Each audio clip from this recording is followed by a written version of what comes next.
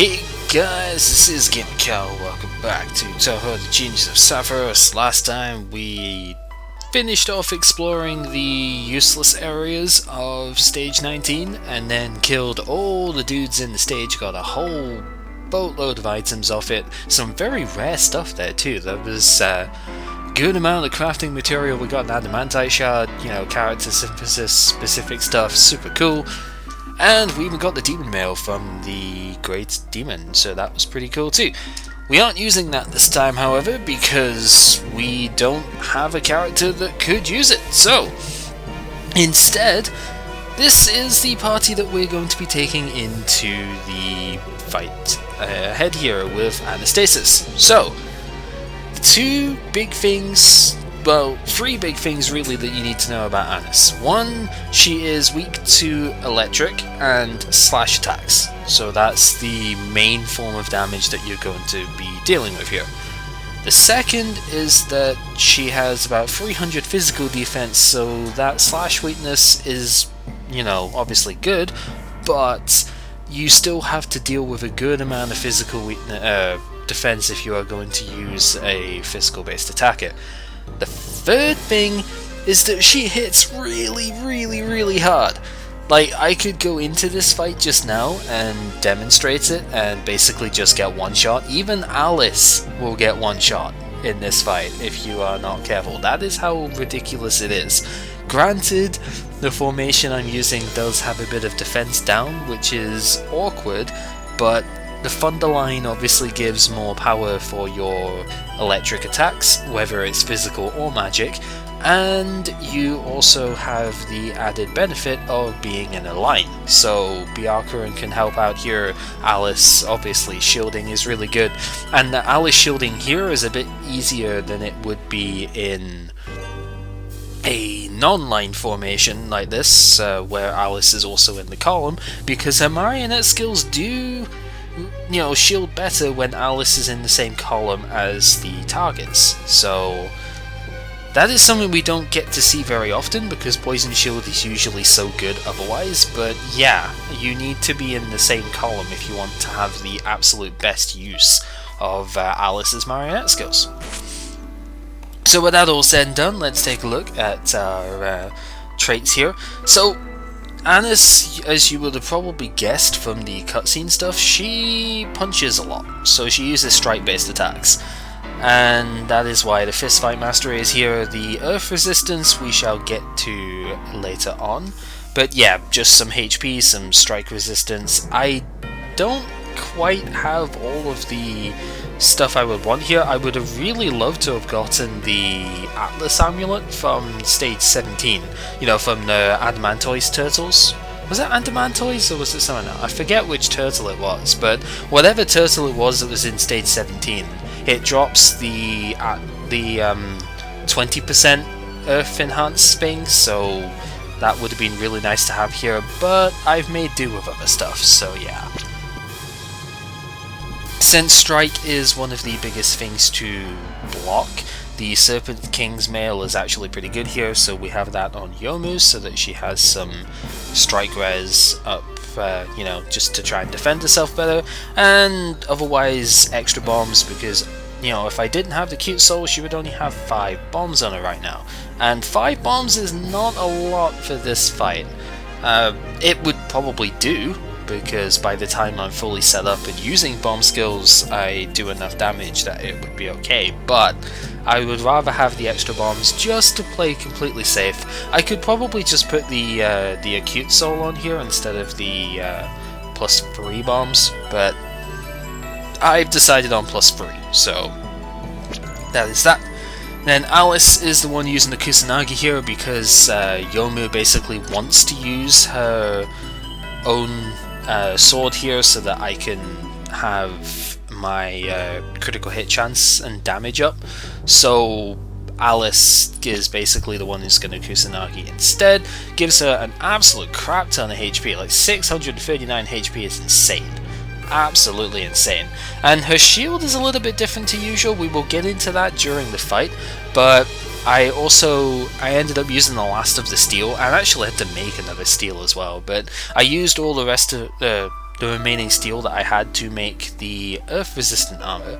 So I now have the electric heavyweight resistant and the earth heavyweight armor. 140 defense is still really good, and earth is a good thing to resist in this fight, for the strategy that I have in mind anyway. Otherwise, she still needs a little bit of strike resistance to survive one or two of the attack types here. Breathless Strikes is something that comes in, and I think that has a Slayer against Alice, or there was some reason it did over 640 damage to me, so yeah, I have to have a tiny bit of strike resistance so that she can survive a hit, but you know, that's only for the really powerful stuff, so yeah. Then Patchouli, I still have the book because I feel like it. I don't actually need the book here, so I could easily switch this out, and really I should, because the book is not the most powerful thing here, and I don't have the tree built up anymore. But the extra HP is nice, and I think that's why I'm going to keep the book, because you can see 317 HP is probably enough for this fight, but I don't know, like, it sort of justifies it, although at the same time, nah, we'll switch to the Eraser engine because it is a bit faster and the cost down is okay. We can get a couple extra bits out of that. Otherwise, Electric Enhance and Earth Enhance, because Electric is a weakness, we need that, and I figured this would be more useful than the 20 magic attack that I would get from the Bracelet of Insight, because giving me 10 extra % damage for Electric seems a bit more potent. So yeah, and then lots more HP, because Patchouli is pretty fragile, as you already know. And we have Satori to make sure that she actually has Earth Resistance. I've decided to give her the Tier 2 eye back, so we're going really quite far back in terms of power here, but that's compensated for by the Bracelet of Insight and a second skill that, or a different skill that we will see when I actually get to showing the characters off. But yeah, 20 extra, not even 20, 60 extra HP, and the best strike resistance gear that I have right now. I could probably upgrade this if I got another Trapezahedron, but I didn't, so whatever. Yeah, this is the best strike resistance I have right now. So, because Satori is the major healer of the party, she has to be the one who is basically best protected. She's also my best damage dealer in this party, believe it or not, despite not having the full power here, and that's just gonna show the strength of Mad Thunder when we get to that.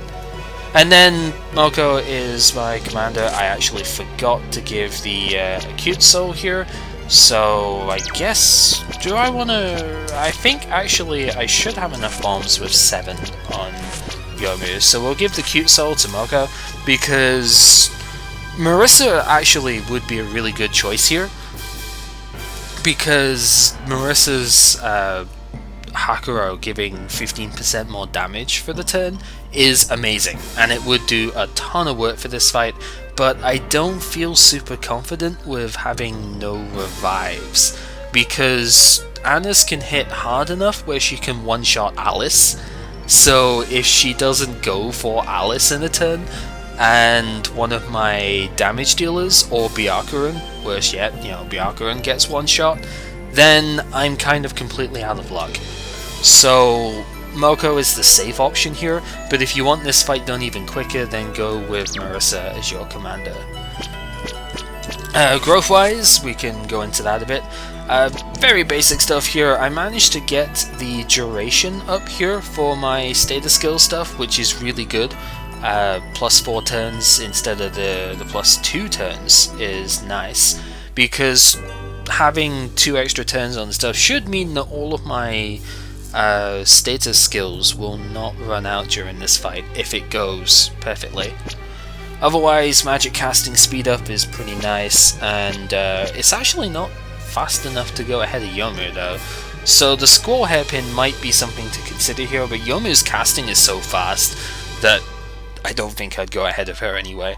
You need to be using Sun Eye for that, because she has specific speed up for her buff skills.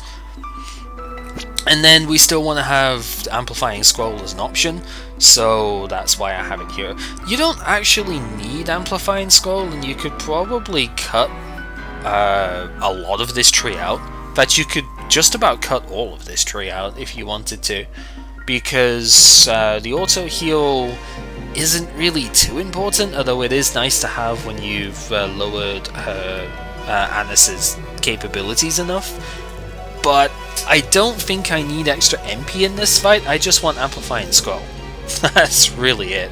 But I could use a different skill instead and take this entire tree out, which would then let me do something like max out my support magic and probably do great magic? Or yeah, I'd probably do great magic, or maybe just casting so I get the speed up. I don't know, there's other options as to what you could do with this, but I want Amplifying Scroll, therefore I'm keeping that. For Yomu, I have actually managed to get enough growth points now because of using Yomu in the last video. I've gotten enough power levels so that I can have my skill cost down now, which is why Yomu doesn't need the magic ring anymore, because she has cost reduction in the growth tree stuff now, which is fantastic. You know, being able to use Slash of Eternity. Is it Slash of Eternity? Pretty sure it's Slash of Eternity, the second spell. Being able to use that with only 15 MP instead of 20 is really nice. And then her basic attack is only 3 MP to use, so super good. Alice managed to get enough growth points to get to 20 in craft, which is nice, so now she has an extra bit, extra lot actually, of 20% more shield physical defense, which is nice. I had to sacrifice a bomb in order to get it though, which is the only downside to the trade-off here, but I don't think it's too bad because I still have enough bombs to work with, because the Kusanagi gives an extra bomb. So essentially I've sacrificed the bomb that I had here and put it in with the Kusanagi. I actually don't need these 2 points in here at all. I could easily put that to Vitality so that I could have just a tiny bit extra defense. It actually stacks up quite nicely when you use the Kusanagi, so yeah. And then for Patchouli, I have cut down the 1 week girl tree a little bit. I still want the bombs +2 here, so I can't cut it any further down, but I've cut it down slightly so that I could get up to 20 points in the Spirit Magic tree, because that then reduces the cooldown on my attacks a bit more. The cooldown is a bit less important because I don't need to use Cold Lightning here, even though I have it equipped anyway. I don't need to use it because there's only one target. However, this still gives me extra damage compared to what I had before, and the null magic doesn't matter because Anis, of course, is going to only be using physical attacks, but the extra damage is what I want here, so that is basically what I've decided to do. I can't afford to cut this down any further because there's no bombs +1 in this tree, it is only +2, and I don't really have too many bombs on Patchouli as it is, so I definitely need to keep that going. Otherwise, I still feel like, especially because this has +20 magic attack, I still feel like Magic Mastery is the better option to max out just now than Spirit Magic, because I'm not going to be using spell cards too often, since I will need to use the bombs for other stuff, and I do like the opportunity to crit a little bit more than the double attack. Of course I will want to get this up as soon as I can, but you know, that's going to take a lot more power levels than we currently have. I might not even get that by the end of the game, we'll have to see, but yeah, that's my idea right now. And then Satori, I've given up 50% MP and you know, her learning success rate here, because although there are a couple of attacks I can learn in this fight, most of them I either already have or can't learn anyway, so I don't need the learning rate here, but I do still want the cost down and skill damage up, especially the skill damage up. That is super important here, but saving 10 points here, and with the rest of the points I had towards Trauma and Id, I could actually get to 16 points in the Eye Tree, which is super good. 10 10% perfect dodge is amazing, and it also gives me access to self-hypnotism, which will increase my... It's not just physical attack, and it's not just physical defense, actually. It's... we've used this skill before, actually, but it's physical attack, magic attack, and induction up for physical defense and magic defense down. The debuff doesn't seem to be that bad, especially when I have... Amplifying Scroll. It kind of seems to nullify it, so basically it's a damage up, and that is really quite good, to be honest, and it's worth having 10% perfect dodge in this fight because, as I've said before, Anis hits really freaking hard, and 10% chance to dodge the attacks, not bad at all. Finally, Moko, bombs, blah blah blah blah blah. You know what Moko's like by now. We've already gone over her a fair few times in the past. So, let's go over the general skills of the characters now. So, a lot of characters in this fight have fairly redundant skills. Byakuran is not one of them. Elemental Weapon is obviously really good for giving Yomu her stuff here. Elemental weakness compounds with the slash weakness, and then we have a fun time. We're using a column formation, so a secondary heal in Dark Heal is really nice. Obviously physical attack and magic attack for boosting everyone there. Amplifying Scroll to boost everyone's stats. I could probably cut this, but I don't want to. And Armor Bless to raise physical defense because Anis hits really freaking hard. Blah blah blah, we've said that already. But yeah, it's still pretty nice to have around. This, I honestly could just replace Amplifying Scroll with something else and allocate the points to have magic cooldowns -2, which would be really nice, because then I could element weapon every turn, which might seem dumb, but there's a good reason to do that in the fight. We shall see. For Yomu is currently using all Manusa's stuff, of course, and Bold Advance is incredibly nice to have around. As I've said in the previous thing, you can do many times more damage with this than, you know, regular stuff. And because Manusa boosts critical hit rate and all of the fun stuff that goes with that, it can do a lot of damage. It's really good. I keep only hitting 3 times the Slash of Eternity though, it's really weird, but it does a lot of damage when it crits, and Bold Advance is very good for increasing that crit chance. Fortunately, it doesn't increase the chance, increases the power, you know what I mean. Unfortunately, it doesn't last very long though, so we have to recast this fairly often. More often than the other buffs, but oh well. Alice, same old, nothing new there, so I don't even need to bother with Alice. Patchouli has like 3 redundant skills here. Basically all Patchouli needs is Heaven Crack, Thunderbolt, Thunderstorm sometimes, and Active... Well, I guess Active Land is not... no, Active Land is... It's Active Elemental is the one that's not useless. Active Land is useless because it conflicts with Heaven Crack, but there's no other skill that I could put on which would be useful here, because obviously Sylphorn is not going to be any good. And Spring Wind is even less good because it just doesn't do any damage. So yeah, essentially it is Thunderstorm if I want really high damage out, because spell card boosts as well as, you know, other stuff. Thunderbolt is the main attack I'll be using, and basically it's just Heaven Crack, set the land up, boost power, do what Patchouli does. That's pretty much how it goes. Satori is going to be the biggest damage dealer though, even more so than Patchouli, because Mad Thunder is just that good. Mad Thunder hits 3 times, and the power that this thing has under the Thunder formation when, you know, everything's all proper boosting, you know, with proper boosting and all of that fun stuff, it's so good. This skill can probably do like 10,000 damage a turn, just about. It is that strong when it gets set up. Otherwise, as I already stated, self-induced hypnotism is pretty fun, so we have that. We have the 2 heals, although area heal can heal the entire party in this formation, so mass heal really doesn't have a particularly good use here. I just don't have supportive skills with Satori even. I don't have stuff like shield wall, which I really should have by now, to be honest.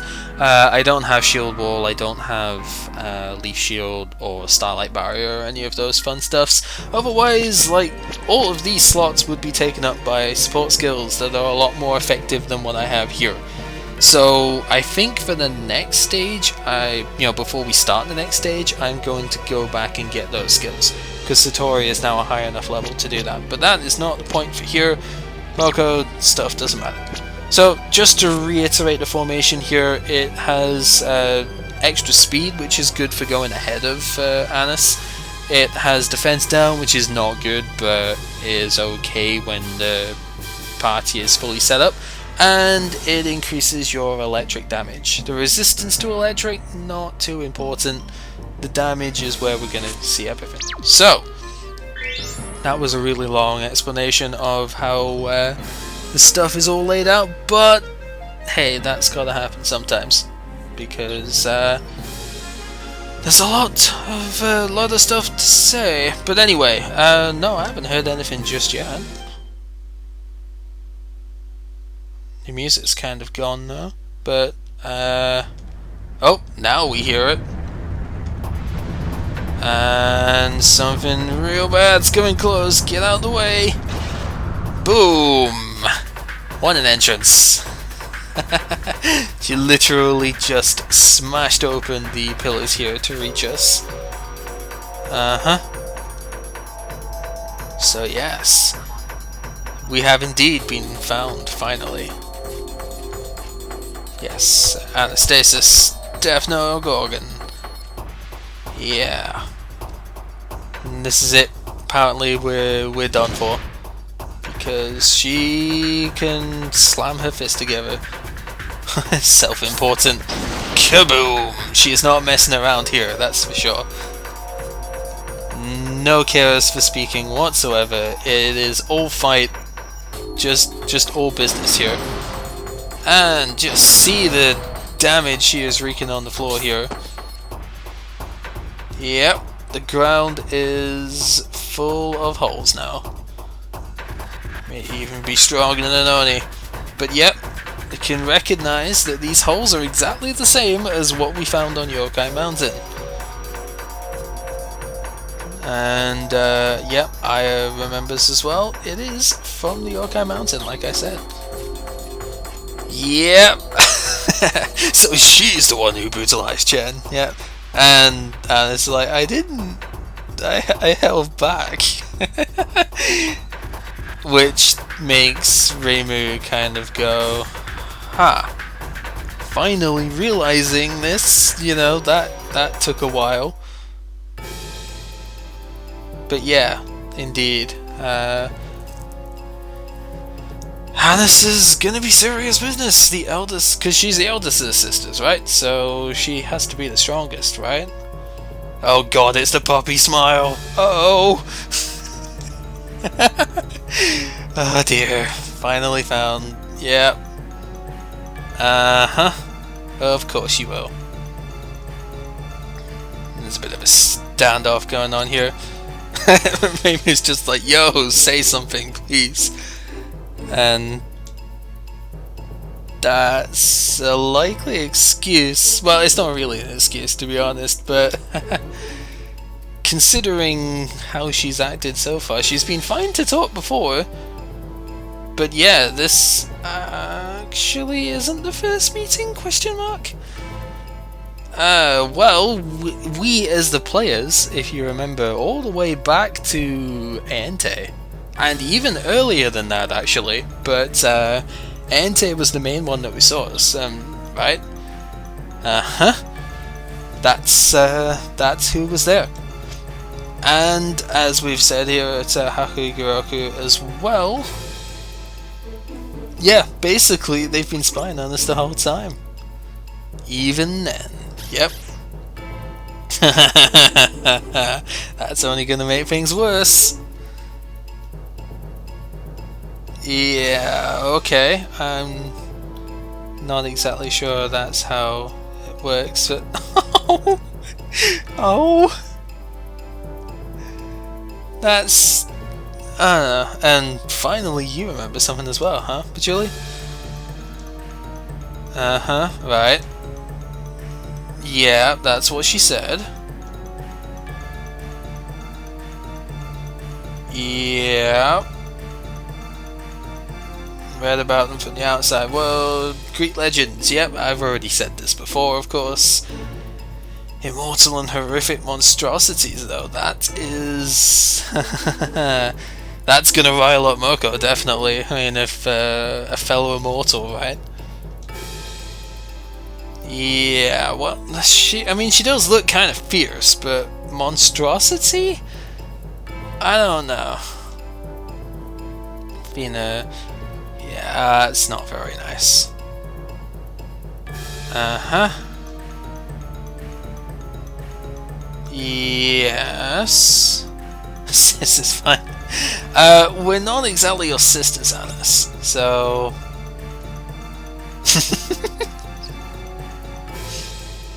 and yet you use it anyway. So, blah blah blah, right. Yeah, that's kind of a good question. If they're supposed to be such benevolent gods, then why are they creating such a fuss in Gensokyo, huh? And the standoff once again. Reimu's just like, I don't have time for this, come on. You've been talking fine until now. That's just an excuse. Yeah, well, that was obvious. Not gonna answer. Uh-huh. Well, that's what we were gonna do anyway, right? Yep. So that's true. And after that, sure. Well, yeah, that is what Reimu would be thinking anyway. Yeah, so there are some parts of myths and legends which are kind of true. And yeah, that's gonna get Moko involved, obviously. Portion is a distortion of the power. Oh, wow, okay. So this is gonna play a big part in the fight itself. Annis has regen powers. Ridiculously good regen powers. And, well, if you're technically immortal, then... yeah. And of course we've seen just how physically powerful she is. So, yeah. Regeneration indeed. Mm-hmm. Well, that's not very nice. Apparently she takes it as a compliment though. Oh man. Yeah, I would think so. Indeed. This is very true, so we'll just have to win. Alright. Because the Alligator God will experience the true power of the double T. That typo though. Alright, so this is where things get serious. Like, the last boss fights were really quite hard as well. Really, Matsuba and Genji were the last two, like, easy bosses. And it's kind of funny that I ended up dying to that in one run. But this is where things get real. Annis has 65,000 HP, and she regens 999 HP per turn at a fixed rate, so it's not affected by land. That's more than double the HP of any enemy we've fought so far, and she has that regen, and she has ridiculous high, you know, attack power to go with this. Yeah, great English there, ridiculously high. So, how do we deal with this? Well, first off, hopefully not dying on turn 1, that would be nice. But we need to basically neuter her attack power one way or another. Now, we've sort of gone over land manipulation stuff before and how powerful that can really be, but we've never seen it in a situation where it has completely demolished the enemy's attack, with the exception maybe of Tenchi. Tenchi we kind of neutered pretty hardcore with land manipulation stuff as well, but this fight will show you just how powerful the land can really be. So hopefully Alice survives the turn, and there we go. We have it set already, and look at the damage difference there. For one, we have now basically wrecked Anis's attack power in just one skill, because we have given Anis an earth element, and of course we are using heavy earth resistance gear, and we are also manipulating the land towards electric. So for the next, how many, 6 turns, she really won't be able to do a lot of damage to us at all. Partly because of course we're just going to be boosting the land up here, but all of our characters have got decent earth resistance to them, and Alice has got the Continental Shield, which is basically perfect at defending against earth-based attacks. Her attacks are still strike elements as well. You know, it works the same as for your characters. You know, say if you use Element Bullet with Notori, it's still stab-based weaponry, but or in this case strike-based weaponry, but she also has that added element that we can defend against, which is obviously going to be very beneficial. So, with that done, I think the next thing I want to do is Spell Enhance Satori, because Satori is going to be the one who can do the most damage here. Satori's Mad Thunder, as I've said before, hits 3 times, it does a ridiculous amount of damage. We've seen it enough times already to know that it's powerful, but here we'll get to see just how strong it can truly become. Marionette should honestly be enough from here. She has Breathless Strikes, she has Face Smash that she can use at any time. I think she can Bomb Reload for a spell card at any time, and all of those are really powerful, but oh, she has a Paralysis too. Crap, I forgot about that. I actually don't have any defense against that too, but you can see that Satori by herself can do like 9,000 damage per turn at the moment. So even though I can't use Yomu right now, I think I should still be okay.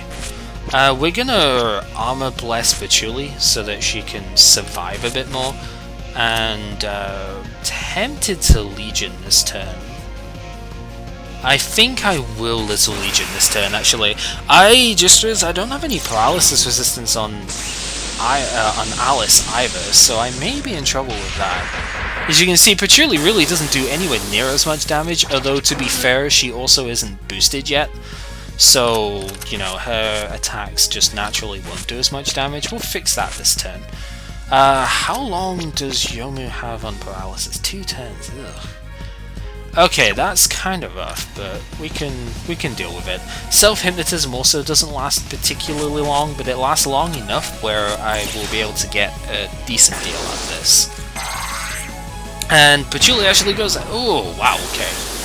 That hurt a bit more than it should have, and that is why we have our Moko here, because yeah, that can happen, and it's a little bit obnoxious. Only Patchouli has taken a lot of damage here though, so at the very least we can, you know, just keep on the attack here, because nobody else has taken enough damage to the point where I want to heal yet.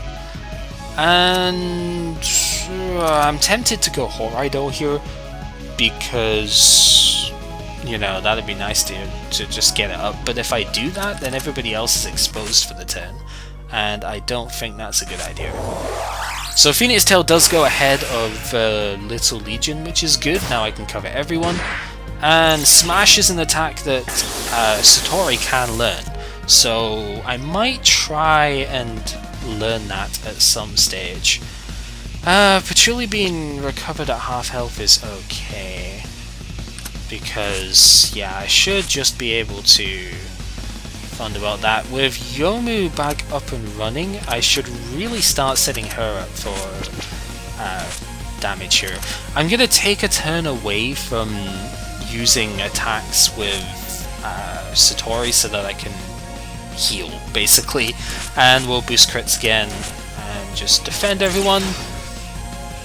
And really, this is what it comes down to. It comes down to surviving old hits. as just getting as much damage off as you can without dying particularly quickly. Heaven Crack is very important to keep up though, because that boost is significant. It's like 30% extra damage. It's a very, very potent thing. I actually haven't all upped yet, so we'll do that this turn. We'll self-induce again, and I may as well just use Slash of Eternity here, but you see how much damage we've already done. This is sort of surprising, actually, that we are this far in. Oh, stop focusing Patchouli, please! That's not cool. 5 hits, very nice, and yeah, this is just the power of basically Mad Thunder. I'm really, really glad that I got that. The catch is that element has now gone down, so where did I get the fire damage from? Wait, no, seriously, where does Fire Land come from? Is that from her attacks? I didn't know she had fire on any of her attacks. Also, I'm surprised I didn't just get cancelled out. Right, anyway, let's use that. She is probably below the quarter of a HP mark at this point, which means that she's going to start spamming her spell card, and that is not so good. So that is definitely something to watch out for, and I guess I just need to Legion here. Hopefully I don't run out of bombs with that, that'll be quite bad. She's not quite at that point yet. She will be at the point at the end of this turn, which is not quite so good. But, ugh. Oh, and the element didn't work. See, sometimes the elemental thing just doesn't work, which is annoying. But, this might be a turn where I want to use Phoenix Rebirth so that I don't, yeah, I should survive fatal hits this turn. And that, I think, would settle this? Because Anna's HP is not looking too hot here, so I should just be able to settle it by doing that. Basically, she has a spell card called Muscle Revolution, which is single target but exceptionally hard hitting, to the point where she can do like 1,000 damage in one turn. And yeah, there we go. Taken out very nicely. And that is essentially how you, well, yeah, cheats the fight, I suppose, in a sense, because you add an extra layer of potential defense to your otherwise very frail party that she could one-shot in most circumstances, and that is not fun. So, yeah, it's a very efficient strategy for making sure that you don't just get wrecked entirely. Of course, it can be difficult to keep the elemental buff on it, especially because it's not always successful. So one thing that I may have done differently there is, instead of using Amplifying Scroll, I could have just used, I could have taken every point out of that tree and had maxed casting, so that I could use Element Weapon every turn. In case it failed the first time, I could use it a second time, etc, etc. Yep, it's hard fought, but indeed we won. And yeah, the truth everyone could not accept is that we are incredibly strong ourselves. We wouldn't have gotten this far if we weren't powerful in our own right, yeah? Huh? Suppose. Yeah, exactly, but Reimu doesn't even want to do this job, so... Except if it... No, that's not how it works. We could do that, but apparently that is not on her mind, because she's just going to run away. Nope, just by apparently digging straight through the ground, and she didn't even leave a hole as well. That is how awesome Annis's power is. So yeah, she just disappeared. Indeed, we could not do a full punishment, but we just have to keep going, because she's only one of 3. Concentrate to find the other culprits. Yep. Indeed. So we have to keep going, and that means we're going deeper into the temple. But first off, unfortunately, yeah, Annis has been defeated, and they're not gonna be happy about it. Yeah, we did. We beat her by kind of abusing elemental advantage, which is a pretty cool thing to do, I think. Yeah, I would say so. Quite an emergency. Oh man. Must be fun though for people with this sort of power, right? Yeah, apparently they're enjoying this whole little game they've set up here. Just testing the people of Constrict, I guess. And yeah, we're pretty strong.